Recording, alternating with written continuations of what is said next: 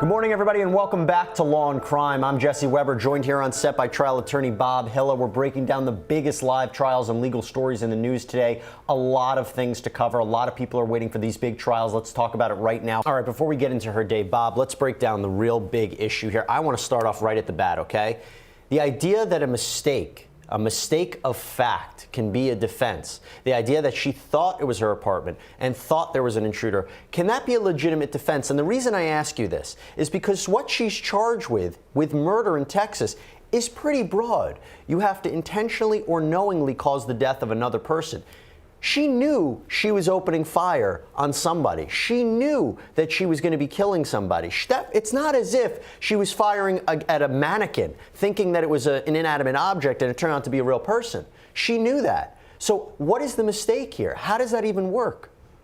Well, you're right. The first thing is whether or not the charge that in this case, murder, is broad enough to encompass culpability, regardless of whether she had a mistake that she thought she was in her own apartment, that she thought she could use justifiable force under whatever laws exist there in the state of Texas.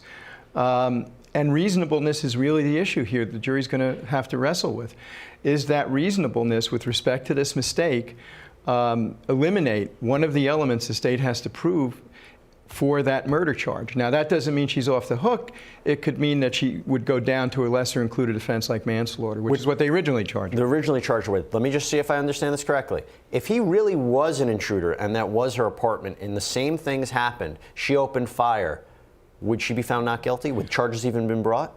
Well, perhaps. I mean, the one interesting thing that the state brought up in the opening statement, which was very good and I think important here, was there was no attempt, at least on the facts that they're arguing, at de-escalation, right, or an attempt to retreat. And very often there is that duty. However, it's not so clear if you're in your own home and you confront an intruder.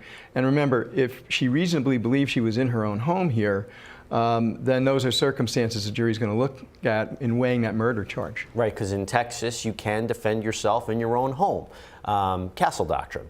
So let's just go a little bit more into the prosecution's opening statement. We're going to break it down.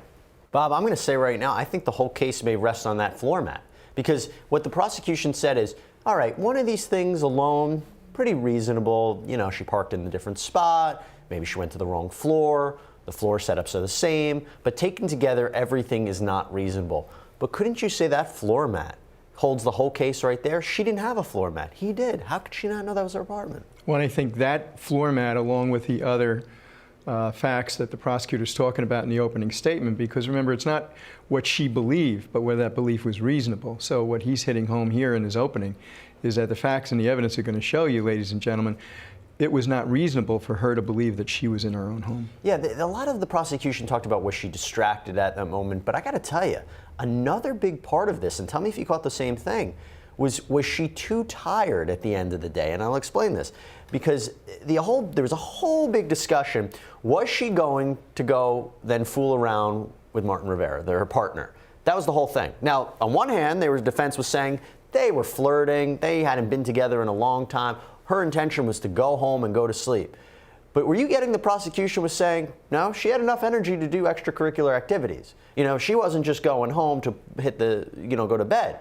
She was planning on doing something else. So if she's not that tired, she's not that exhausted, she's not that out of it, how could she make this mistake? Well, and again, they're attacking the aspect that her belief that she was in her own home was not reasonable. She had enough faculties to really understand that, there was a mat here, the light was there, the number didn't match, that those are things that were so obvious that she should have taken notice of them. And if she didn't take notice of them, then her actions were not reasonable. But let me ask you, is it fair to put her in that position? Because a lot of us are not paying attention half the time, especially when we're on our phones and we're living our lives. So is it fair to characterize and say she was wrong, she was wrong, she was wrong, she was wrong? Because there's no testimony, there's no evidence that she woke up that day planning to kill Botham Jean. No, she had no plan to do that. She didn't want it to be in that position. And that's the thing that the jury's going to wrestle with here. She didn't go into that apartment to hurt this man or to kill him, certainly. It'll be interesting when we go into perhaps 911 calls or whatever, her first reactions to that. But my understanding is that her reactions were sort of that, oh my God, what just happened? So there was clearly no intent to go there. into that apartment or go into the wrong apartment. And the jury's going to wrestle with that issue. And the prosecution was very keen to say this is not a case of self-defense where she felt her life was threatened, because the first thing that she says on that 911 call, I shot him because I thought it was my apartment. Not I shot him because I thought he was attacking me. Not I shot him because I thought I was in danger. We're going to get to that in a second. Let's take a break. When we come back, we'll play the defense's opening statement.